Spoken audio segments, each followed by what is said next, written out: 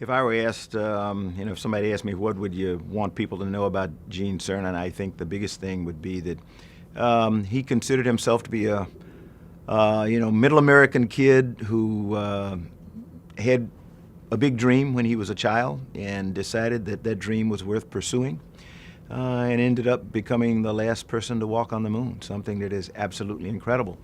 But also somebody who, in his last months of living, his drive, his motivation was trying to pass that same desire on to young people today, to help them understand that just as he did it coming from small town America, they could do the same thing.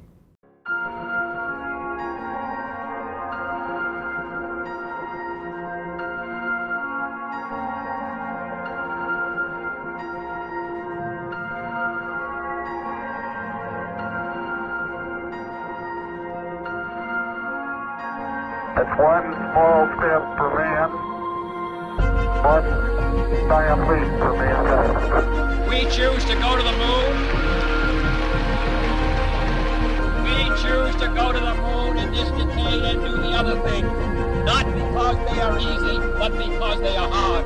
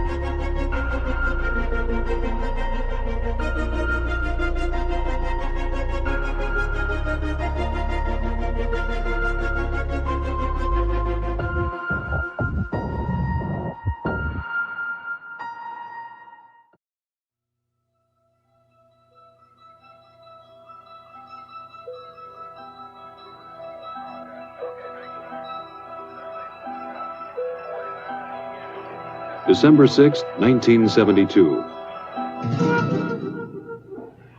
Eugene Cernan, veteran astronaut and commander of Apollo-17. He would be the last Apollo astronaut to stand on the surface of the moon. Dr. Harrison Schmitt, better known as Jack. He would be the first geologist to set foot on an alien world.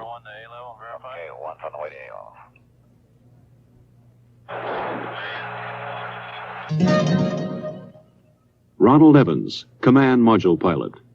He would remain in lunar orbit, operating a battery of experiments that would take this last close look at the moon. In the year 1675, Sir Isaac Newton was asked by his fellow scientist, Robert Hooke, how he had accomplished so much. "If I have seen further," Newton wrote, "it is by standing on the shoulders of giants."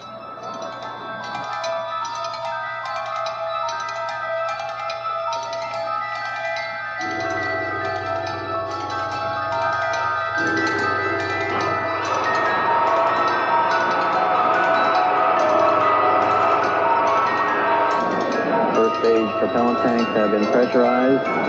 The engines will build up to a thrust of 7.6 million pounds. T-minus 30 seconds. We have a cutoff. We have a cutoff at T-minus 30 seconds. This cutoff was automatic, done by the sequencer. One command, pressurized S4B stage, was not given. And despite the fact that it was going to be done manually, the sequencer, in effect, said, I didn't tell you to do it, and therefore you can't be doing it. So at 30 seconds, it very properly stopped the operation.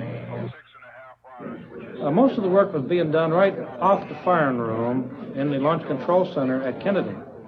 However, there was a great deal of support from the Marshall Space Flight Center, who had a comparable operational group working there with their contractors.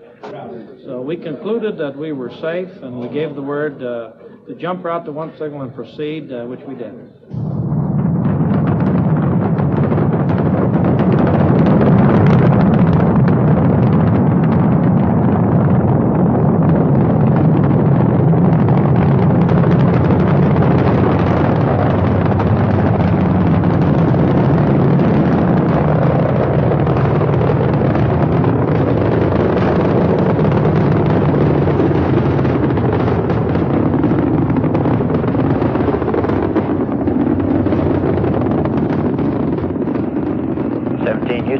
Go for orbit. Go for orbit. Those are kind words, Robert. We're go for orbit here.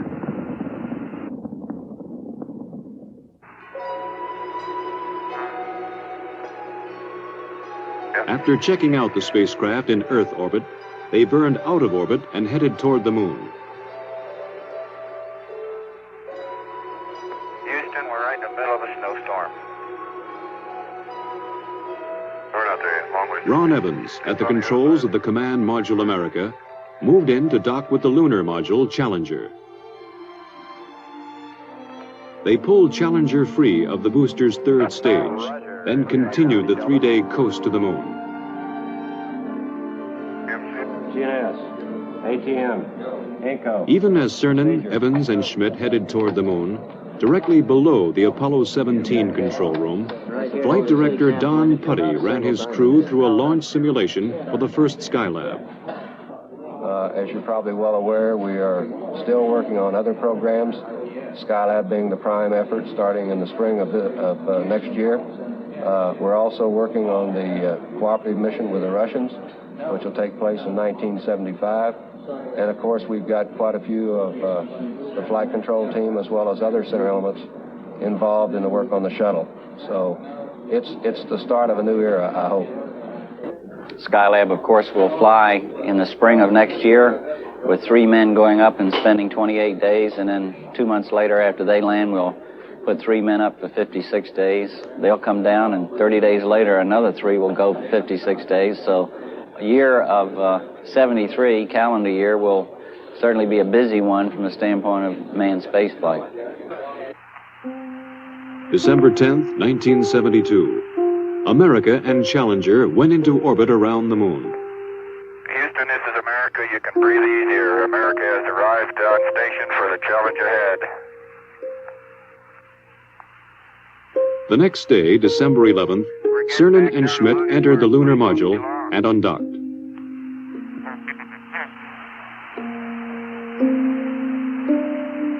You look just as pretty in Earth light as you do in sunlight.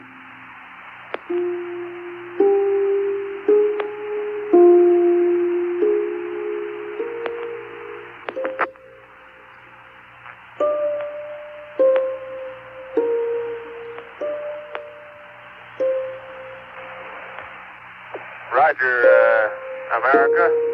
Have a good burn. You're loud and clear.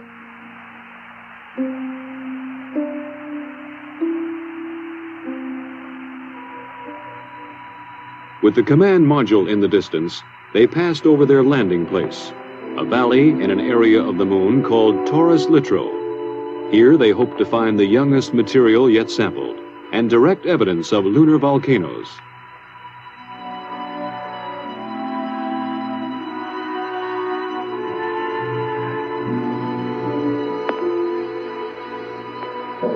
You're looking real good, Gene. Right down the line. Oh, man, we're level with the top of the massif now. Okay, stand by for pitch over. Oh, are we coming in? Pitch over. There it is. Proceeded. And there it is, Houston. There's Camelot. Wide on target. I see it. We got them all. 42 degrees, 37 degrees, through 5,500. 53 degrees. Okay, I've got Jorge, I've got Poppy, I've got the triangle. That's 2,500 feet, 52 degrees. H-dot is good at 2,000. H-dot is good. Fuel is good. Going down at 10, cut the H-dot. The fuel's good. 110 feet, stand by for some dust. Little forward, G. Little forward a little. 90 feet. Little forward velocity. 80 feet. Going down at 3. Getting a little dust. Going down about 2. Very little dust. Very little dust. Stand by for touchdown. Stand by. 25 feet. Down at 2. Fuel's good. 20 feet. Going down at 2. 10 feet. 10 feet. Contact. Stop push. Engine stop. Okay, Houston, the Challenger has landed. Roger, Challenger, that's super. Houston, you can tell America that Challenger is at Taurus Littrow. December 11. Cernan, then Schmidt, left the lunar module to begin their first EVA. As I step off at the surface at Taurus Littrow, we'd like to dedicate the first steps of Apollo-17 to all those who made it possible. Their first job was to unload equipment, including their rover, the electric car in which they would drive to the exploration sites. That's beautiful. This has got to be one of the most proud moments of my life, I guarantee you. We thank you very much. As Cernan drove the equipment-laden rover, Schmidt carried the scientific experiments package called ALSEP. Hey, do you need me, Gene? Nope. I'm going to go deploy an ALSEP. Have at it. In Houston, scientists in the science support room watched, correlating and directing their movements. Okay, Bob, I've got my tools of the trade right here. As Schmidt set up the various experiments, Cernan drilled a series of holes, both to collect core samples and to implant experimental probes. Oh, we're out in the ejector blanket of Camelot for sure now. Yeah. Man, it didn't feel like this stuff was that hard. No, I'll get it. I knew there was something I needed to do. Get the jack in over here, other side. Let me put some weight here. Not going anywhere. Oh, he's going slowly, Bill. Very slowly. I'm gonna get this thing out now that I got it. Boys, you know, that's what you call getting down into your work.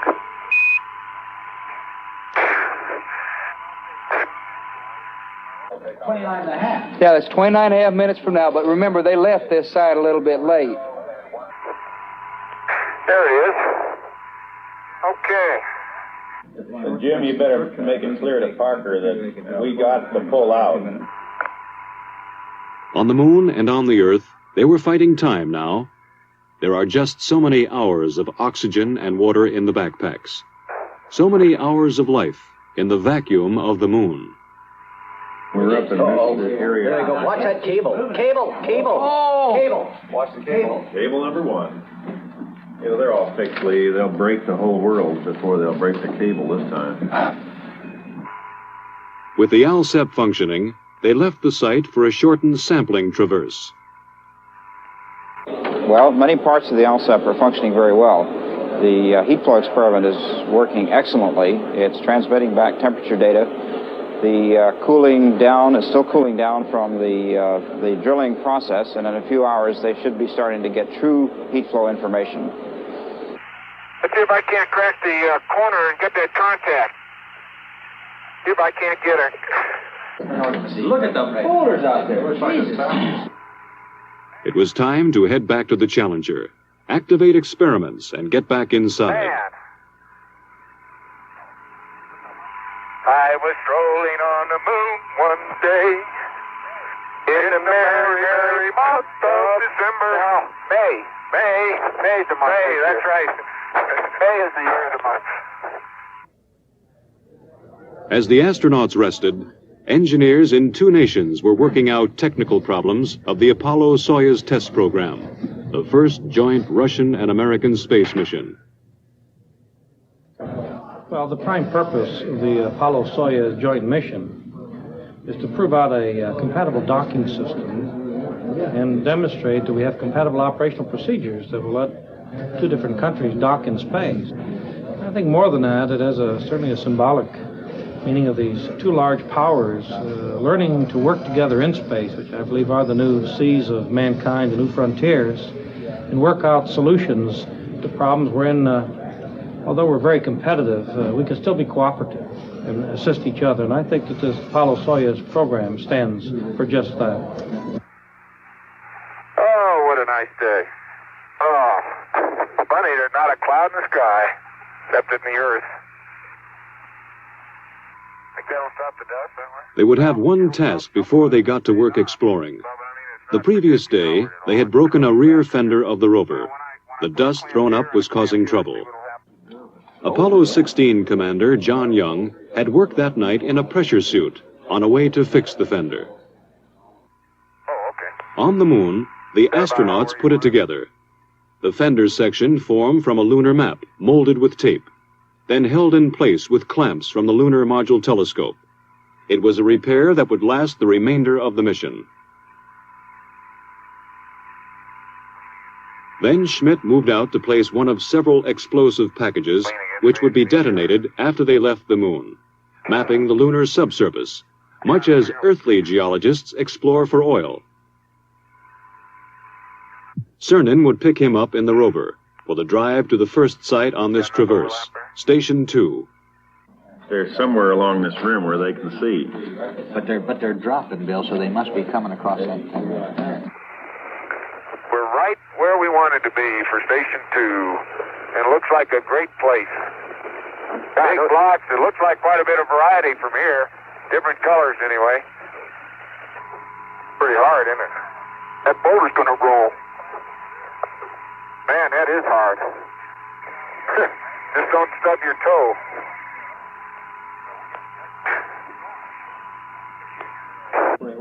The foreground features are somewhat different, simply because they were farther up onto the hill, I think. But otherwise, that's remarkable.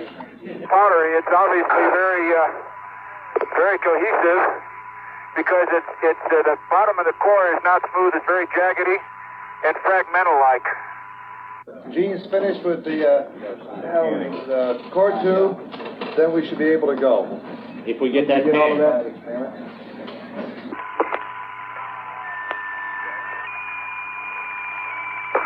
No, dadgummit.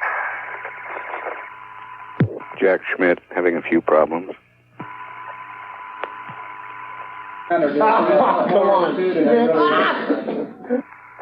They would sample several locations on this EVA, but none would cause more excitement than the find of the crater called Shorty.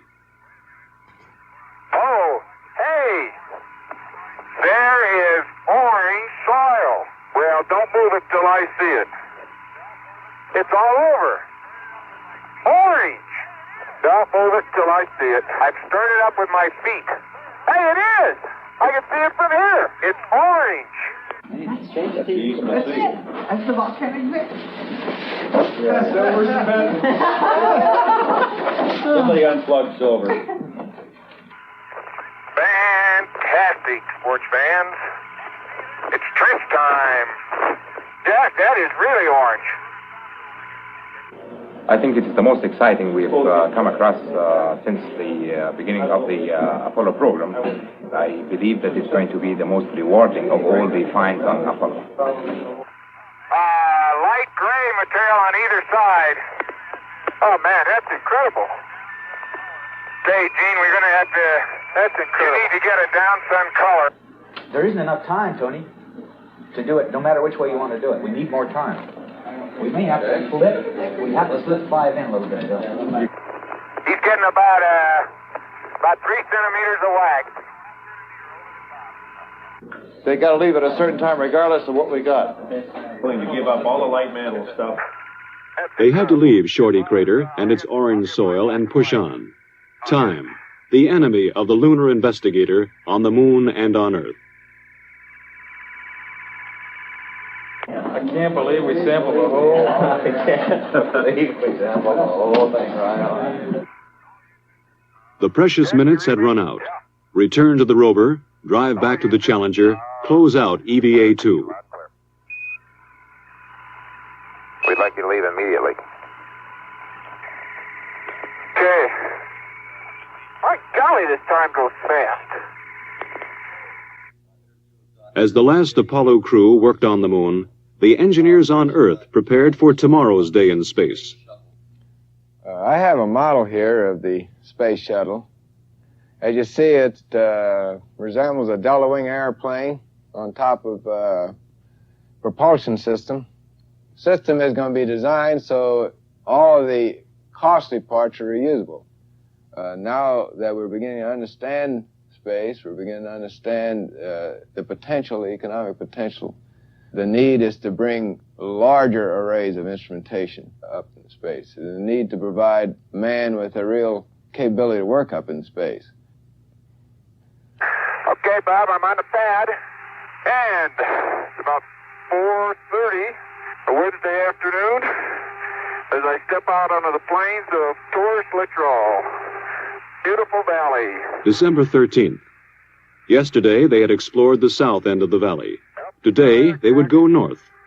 Yeah, well, let's ask for an extension. Hey, Jim, this is the last time for you to really go to bat for us, Jim. We know you'll do it for us. Send an extension for that L7. Yeah. Holy smoly! Why are we on a slope? You okay? Man, that's rough country in there, isn't it? Well, you're looking across Henry. Yeah. Apollo science will continue, and I'm sure might see the mysteries will continue to come out for many years to come. But of this I'm sure. Man has learned that space is his to explore, and man will return to space to explore, to the moon and beyond.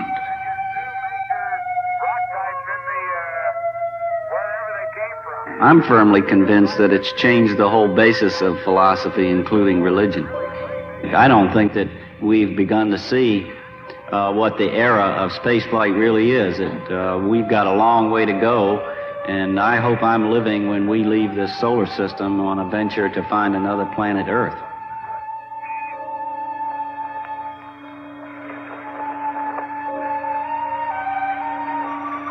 You know, Jack, when we finish with station 8, we will have covered this whole valley from corner to corner. That was the idea. Once more, it was time. Gene Cernan and Jack Schmitt returned to the rover to drive back to Challenger. But before they left the surface of the moon, there would be a brief ceremony. It's a rock composed of many fragments of many sizes and many shapes. When we return this rock, or some of the others like it, to Houston, we'd like to share a piece of this rock with so many of the countries throughout the world. We hope that this will be a symbol of what our feelings are, what the feelings of the Apollo program are, and a symbol of mankind that we can live in peace and harmony in the future.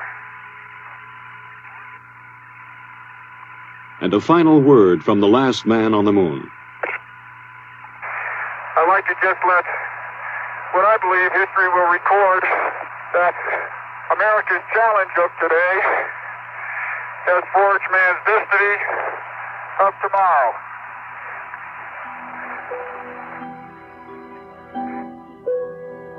While Cernan and Schmitt closed out the last moonwalk and prepared for tomorrow's liftoff, Ron Evans worked on in orbit. Photograph, observe, describe. Keep operating the cameras and experiments in the Science Experiments Bay. In orbit, as on the surface, the seconds are precious. Possibility at this stage? How is the experiment working now? Working extremely well. We're looking for subsurface geologic structure in the broad sense, layering, for example. This is the infrared scanning radiometer. What does that do? The radiometer measures the temperature of the moon and makes an accurate map of the temperature beneath the spacecraft. It is working with tremendous success. One other thing, how is the experiment working mechanically as far as the man and the machine? The experiment itself, the hardware is working perfectly, precisely the way it was supposed to work. Everything has functioned properly. An important part of the experiment is it requires the man to operate it. 99, proceeded, 3, 2, 1, ignition. Right away, Houston. Vector good. Ag thought. Pitch over. Roger, you have good thrust.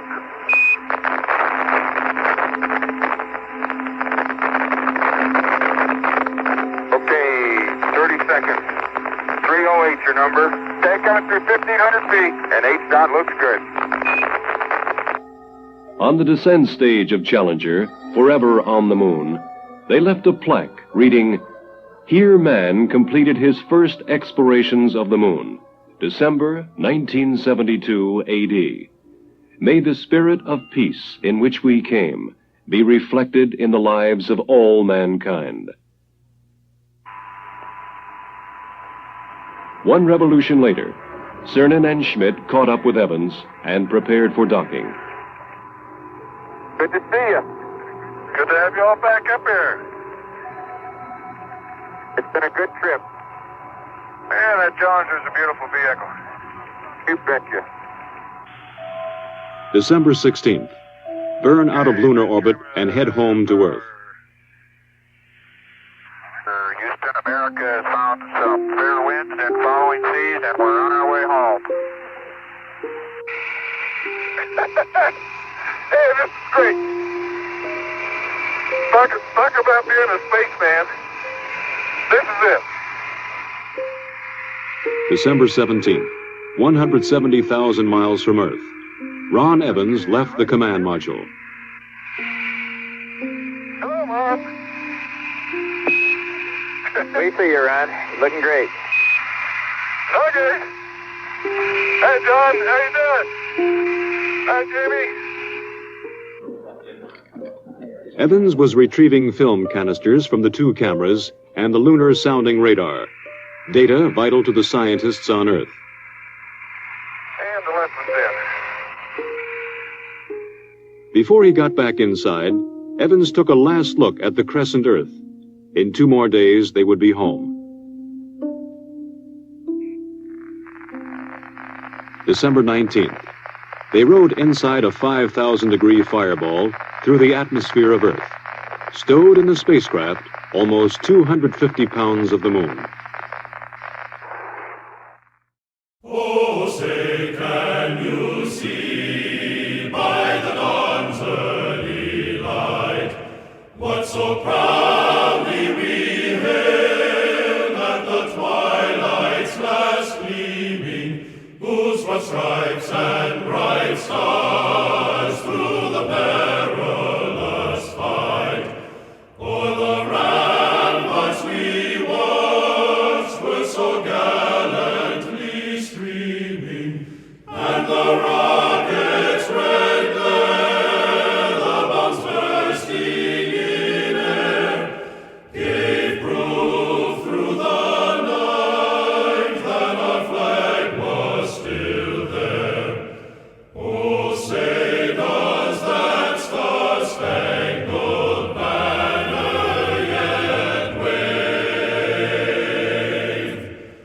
o'er the land of the free and the home of the brave? This closes a golden chapter in the age of space exploration. In a way, it brings a close to what has been a very romantic era in space exploration. But I want to make this very strong. The book is still being written.